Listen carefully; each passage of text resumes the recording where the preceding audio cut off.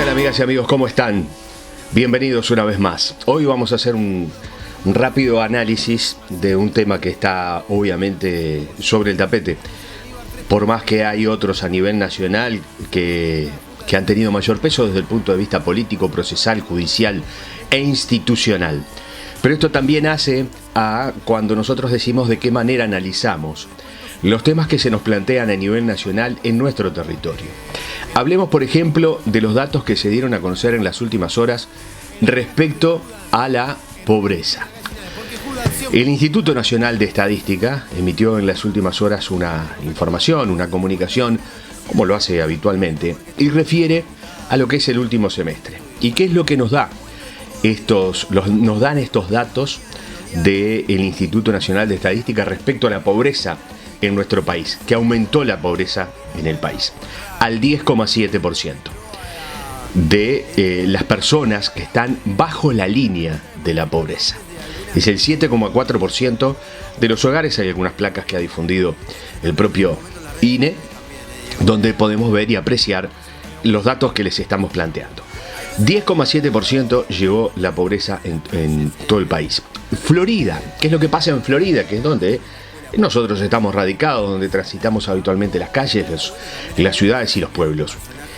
Si uno ve el mapa que plantea el Instituto Nacional de Estadística, hay toda una zona más oscura que es donde los ingresos, esto es interesante dejarlo en claro antes, se mide por el monto de ingreso. Es decir, acá no estamos hablando de vagos, que hay gente que no quiere trabajar, que quiere vivir de los planes sociales o de las tarjetas Uruguay Social, planes que se han recortado en algunos casos, en otros se han duplicado, pero evidentemente resultan insuficientes.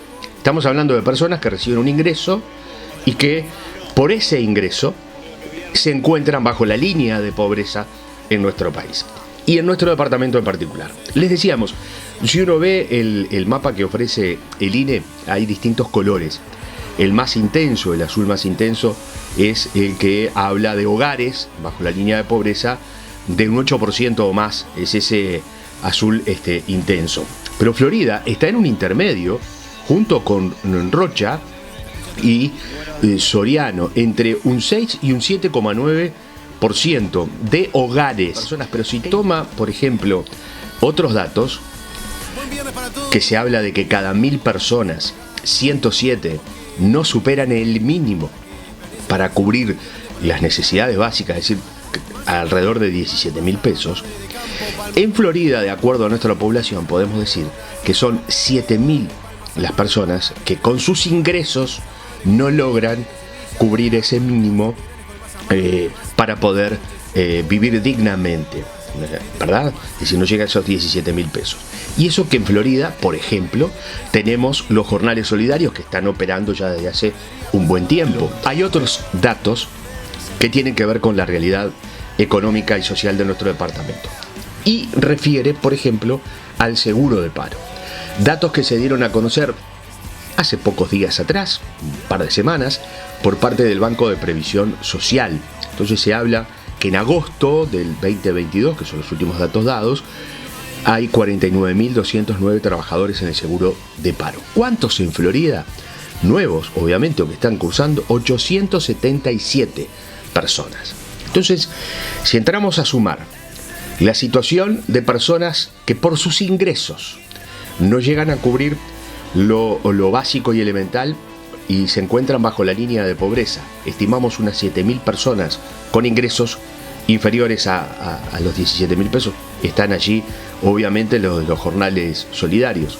877 en el seguro de empleo. Evidentemente que tenemos un problema, hay un problema en el país, porque mientras crece el Producto Bruto Interno alrededor del 7% en el mismo periodo, en los últimos 6 meses, tenemos un incremento de la pobreza. Obviamente que son situaciones que si uno las analiza fría y rápidamente, se da cuenta que muchos procesos vienen de muchos años atrás, otros tantos evidentemente no solo en su momento se vieron afectados por la pandemia, porque después hubo datos que indicaron que se mejoraba la situación. Sin embargo, hoy hay más pobres, más personas bajo la línea de la pobreza que antes de la pandemia y que durante la pandemia. Se estima, de acuerdo a los datos que se han brindado por estas horas, 380.000 pobres en Uruguay. ¿Y qué es lo que uno analiza de esa situación macro que les decíamos, los datos que tenemos a nivel departamental? A nivel departamental nos consta que, por ejemplo, hay en determinados lugares de la ciudad y del interior del departamento, donde gracias a la colaboración de algunos vecinos funcionan algún tipo de merenderos o hay apoyos desde el punto de vista alimenticio, pero esto sucede prácticamente todos los días y hablamos de la ciudad de Florida, de la zona este, la zona sur, la zona norte. No hay lugar en el departamento de Florida donde no existan familias que tienen problemas. Y se nos ha testificado, por ejemplo, que en algunos lugares donde se practica deportes y se les da de comer a los niños que participan de actividades deportivas los fines de semana, van a comer, obviamente, esos niños van a comer. Y hay otro dato que es revelador, que tiene que ver con cómo impacta la pobreza según las edades. Y tenemos que los menores de 6 años es el 22,5%, 18,5% de 6 a 12 años, de 13 a 17 años el 17,1%. Después nos preguntamos por qué los rendimientos, o pueden existir rendimientos bajos a nivel de la educación. ¿No tendrá que ver porque no comen? ¿No tendrá que ver porque estos niños y estos adolescentes van sin comer a la escuela? Bueno, ni hablar en el liceo, porque en el liceo no comen. Se da la particularidad en nuestro país que los niños, y todos ponemos el grito en el cielo, me incluyo, cuando no comen, cuando no tienen el comedor, durante los 6 años que van a la escuela. Los que pasan al liceo, que por ahora pasan a primero, a partir del año que viene van a pasar a séptimo, octavo y noveno, pues va a ser lo mismo, primero, segundo y tercero. Esos niños que ya son preadolescentes, dejan de comer, comían en el comedor de la escuela, pero pasan a la otra parte del sistema educativo, el otro escalón, suben ese otro escalón y dejan de comer. Milagrosamente, por arte de magia, no tenían la posibilidad de alimentarse en sus hogares durante 6 años, pero por arte de magia de un año al otro tienen la posibilidad.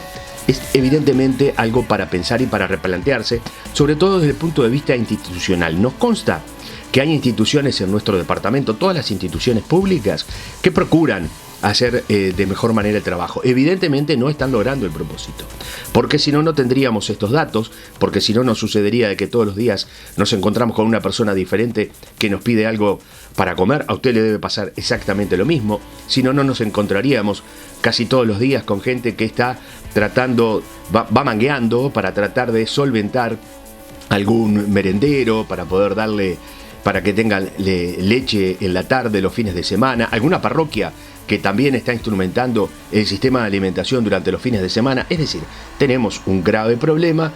Evidentemente la institucionalidad se está viendo desbordada y la realidad es más fuerte. Nos vemos en cualquier momento. Que pasen bien.